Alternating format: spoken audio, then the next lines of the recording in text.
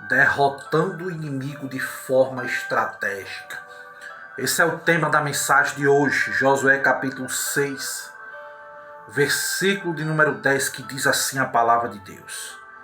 Porém ao povo, Josué tinha dado ordem dizendo: não gritareis nem fareis ouvir nenhuma voz, nem sairá palavra alguma da vossa boca, até o dia em que eu diga: gritarei, então gritareis. Meus irmãos, o capítulo de número 6 fala acerca da cidade de Jericó, dos muros ruídos de Jericó. A Bíblia diz que o Senhor disse a Josué: olha, que eu tenho dado diante de você todos os valentes, os valorosos, a cidade de Jericó. E vocês vão rodear a cidade durante 6 dias. Mas no 7º dia vão rodear ela 7 vezes. E Deus deu ordens dizendo que os sacerdotes, ordem para o povo ir atrás, ordem para os armados irem na frente, as buzinas, fazerem as buzinas de chifre de carneiro. Deus falou toda a estratégia como era. E disse que quando os muros ruíssem, eles deveriam matar homem, mulher, menino, velho, boi, gado, jumento. A ordem de Deus era para matar tudo. Era a estratégia de Deus para derrotar os inimigos. Sabemos que muitos obstáculos aparecem na vida dos cristãos. Moisés tinha um problema na fala. Jefté nasceu de uma prostituta. Mefibosete era aleijado. Zaqueu tinha uma baixa estatura e daí por diante. Muitas vezes são os opositores que se levantam. Muitas vezes espirituais, outras muitas vezes de forma humana. Outras oposições podem ser de forma de sentimentos, de pânico, de medo, pensamentos contrários, dúvidas, traumas emocionais persistentes, fragilidades da própria estrutura psicológica. Muitos são os nossos inimigos. Existem vários tipos de adversário em relação aos servos de Deus. Existiu na época de Moisés, existiu na época de Sansão, de Davi, de Elias, de Esther, do próprio Jesus. E existem os inimigos atuais da igreja de Cristo. Mas a verdade é que o inimigo estratégico será derrotado somente com armas espirituais, poderosas em Deus, com a realização de movimentos orientados pelo céu. Josué não ia mover um arco e flecha, Josué não ia mover armas, enxadas, facão, não, pá, foices, não. Se Josué atendesse à voz de Deus, não sofreria nenhum revés. E a pergunta que se fica é: será que a igreja do século 21 possui de igual forma resiliência para esperar com paciência e agir somente na hora certa? A ordem de Deus para eles aqui era ficarem calados, era esperar o momento certo de agir. Sabemos que os verdadeiros inimigos estratégicos, ele é forte, eles são sagazes. Mas a Bíblia diz que o Senhor está pronto para nos socorrer. A Bíblia diz no Salmo 91, porque Ele te livrará do laço do passarinheiro, da peste perniciosa. A Bíblia diz que não devemos temer o espanto noturno, nem da seta que voa ao meio-dia, nem da peste que ande na escuridão, nem de mortandade que assole ao meio-dia. Nenhum mal te sucederá, nem praga nenhuma chegará à tua tenda. É o que está escrito no Salmo 91. Escavações arqueológicas mostram que aquele local de Jericó possuía uma grande, forte, antiga muralha, erigida há aproximadamente 800 anos, e era protegida por homens impiedosos, homens maus, homens ardilosos como serpentes. Assim era a cidade de Jericó. Altas muralhas, homens valentes lá dentro, protegendo aquela cidade. A verdade é que muitas vezes o inimigo ele quer nos destruir. O desejo do povo de Jericó era de destruir Israel. A Bíblia diz que os cananeus que procuravam os espias lá no capítulo 2, que Raabe escondeu. Capítulo 6, versículo 2. Capítulo 2 de Josué, versículo 16. A Bíblia diz que homens perseguidores perseguiram os espias de Deus, os espias de Josué. A palavra perseguidores vem do hebraico hadab, que pode ser traduzido como aquele que busca ardentemente. São assim os nossos inimigos. Uma busca implacável, uma busca ardilosa, uma busca constante no cotidiano da vida. Do mesmo modo, há inimigos que querem roubar, matar, destruir os que vivem retamente. Por isso que todo cuidado é pouco. Os inimigos nossos e de Deus só cairão com a ajuda do nosso Deus. Devemos amar profundamente ao Senhor.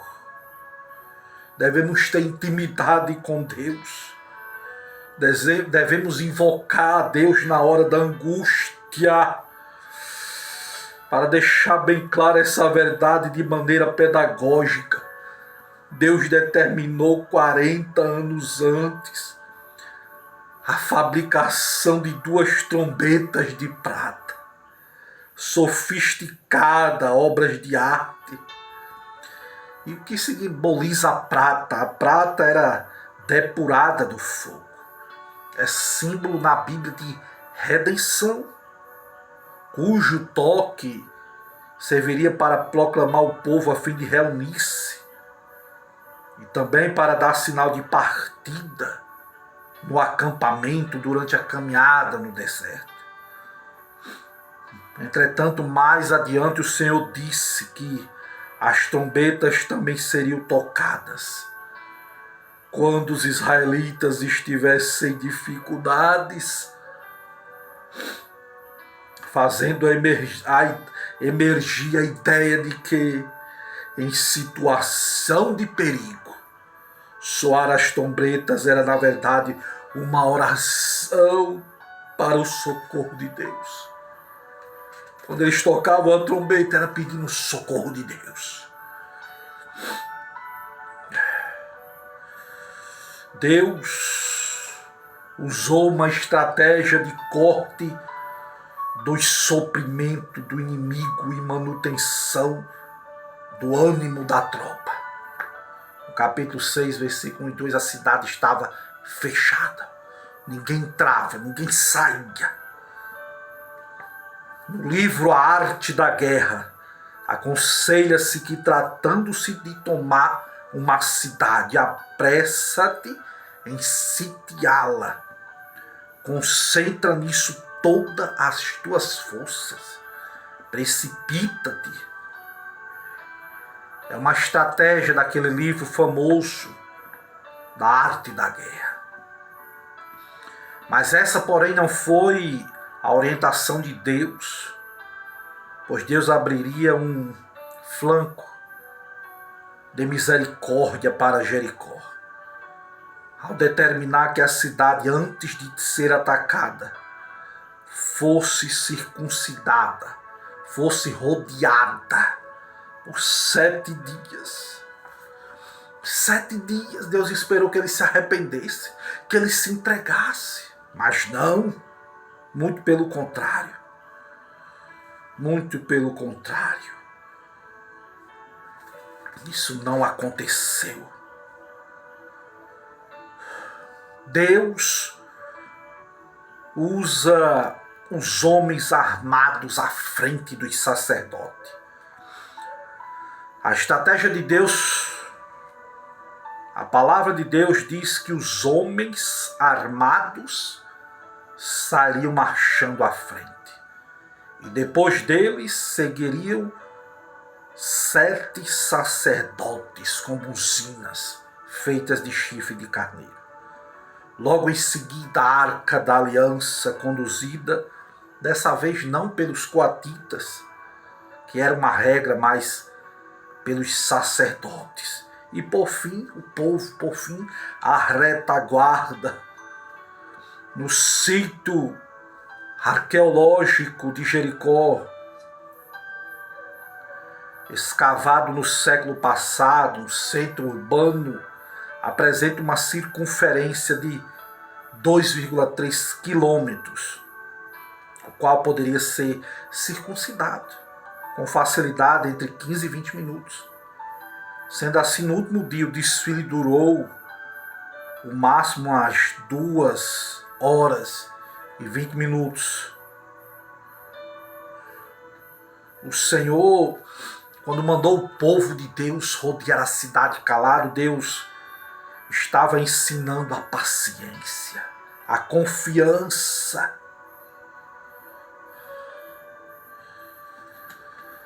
Deus mostra-se forte aos que confiam nele. Os pensamentos do Eterno são maiores do que o nosso. Estudos arqueológicos demonstram que as muralhas da cidade de Jericó eram largas e altas. As armas de guerras existentes no final da Idade do Bronze eram insuficientes para destruir aquela cidade, não tinha como. Acredita-se que somente um evento sísmico, por exemplo, um grande terremoto, causou a ruína daquela grande cidade. Mas o fato primordial é que elas ruíram e que o Senhor deu vitória ao seu povo. Jericó foi destruída, Raabe foi salva. É o que nós vemos. A Bíblia diz que nós devemos crer no Senhor Jesus Cristo e será salvo tu e a tua casa. Raabe foi a mulher que creu em Deus e foi salvo ela e a sua família. Em Eclesiastes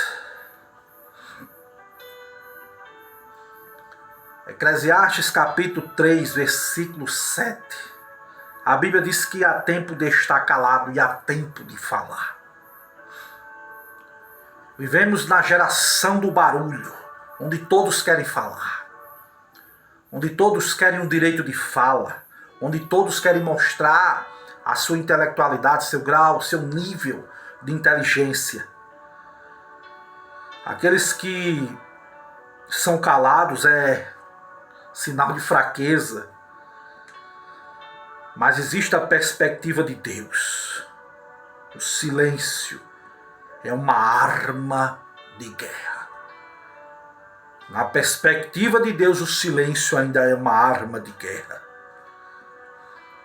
O paradoxo de Jericó, uma muralha intransponível, caiu com a combinação de silêncio e clamor no momento certo. O silêncio era como um teste de obediência e de paciência. Josué disse ao povo: ficai calado. Não é para gritar até a segunda ordem. E por que o silêncio ao redor das muralhas? Por que Deus mandou o povo ficar em silêncio, rodear a cidade, os muros em silêncio? Em primeiro lugar, para evitar a murmuração. O povo não podia reclamar do calor. O povo, se quisesse que as muralhas caíssem diante deles, não podia reclamar do cansaço. Tinha que rodear calado, em silêncio. Em segundo lugar, porque o silêncio, irmão Júlio, ao redor das muralhas, porque Deus mandou o povo ficar calado. Por causa do domínio próprio. Era controlar a língua diante do deboche. Será que não existiam soldados lá em cima do muro, dizendo: como é que vocês vão entrar aqui? Eu quero ver vocês entrar aqui, os xingamentos. E as pessoas, eles também querendo revidar, mas a ordem foi para ficarem calados. Quem sabe o diabo não tem feito isso com você? Tem lhe criticado, caluniado, difamado, injuriado. E a ordem de Deus para a tua vida é: fique calado. Rodeie os muros calado. Espere o tempo certo de falar. O foco ali tinha que ser em Deus. O povo tinha que ficar calado, porque eles estando calados, eles ouviam as trombetas dos sacerdotes tocando. Muitas vezes nós não ouvimos Deus falar conosco. Muitas vezes nós não ouvimos Deus falar conosco através da palavra, dos louvores, das trombetas, porque estamos com muito barulho, muita zoada. E a ordem de Deus é silêncio. Escute as trombetas. Marche em silêncio. Oh, estecai, tui resúbia na. Existe um perigo na palavra precipitada. Vemos, por exemplo, o voto de Jefté, lá em Juízes capítulo 11.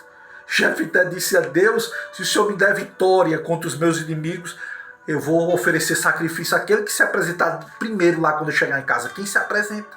Foi o carneiro? Foi o boi? Foi a ovelha? Não. Foi a própria filha de Jefté. Palavras precipitadas. Quer ver outras palavras precipitadas? O rei Herodes.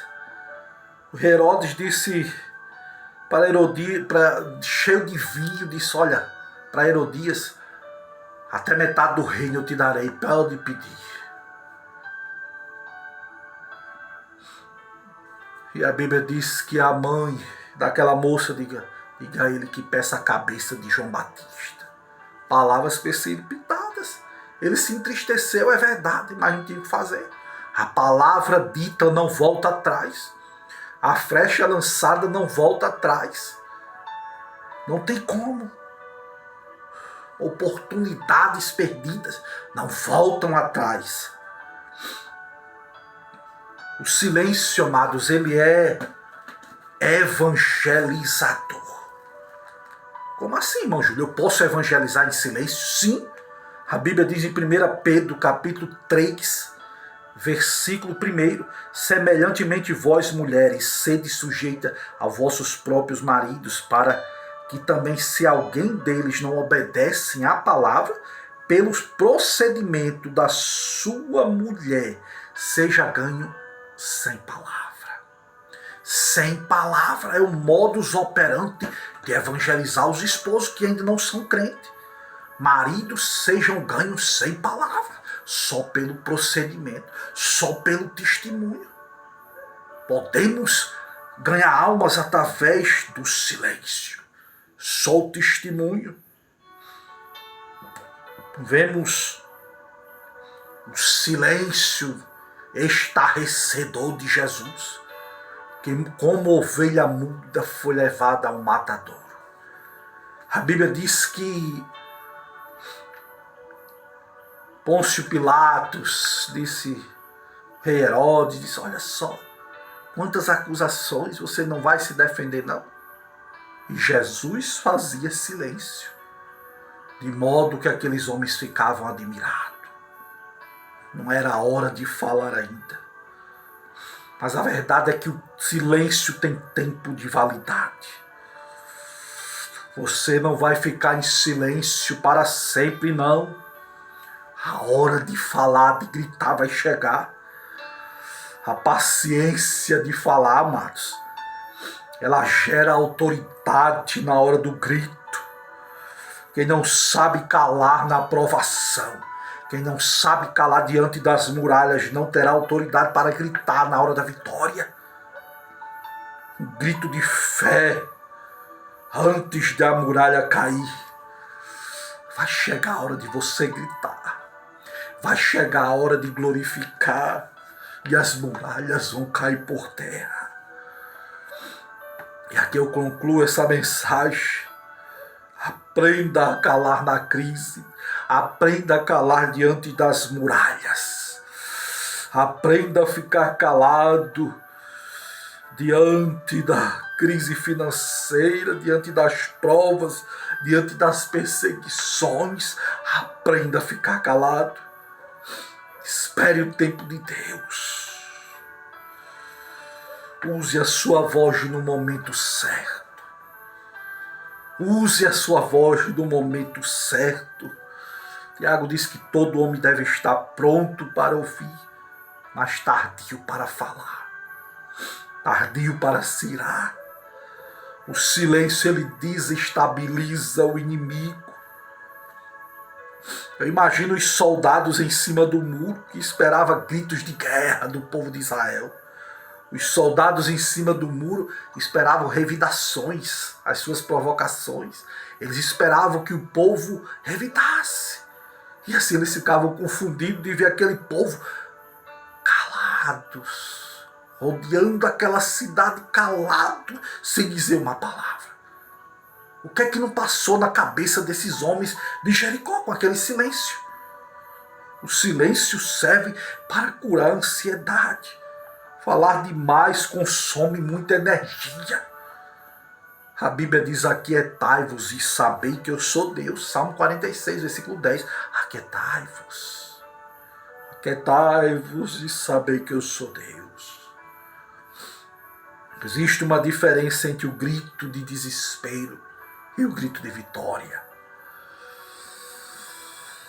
O grito de desespero é um grito de medo, de indignação, muitas vezes.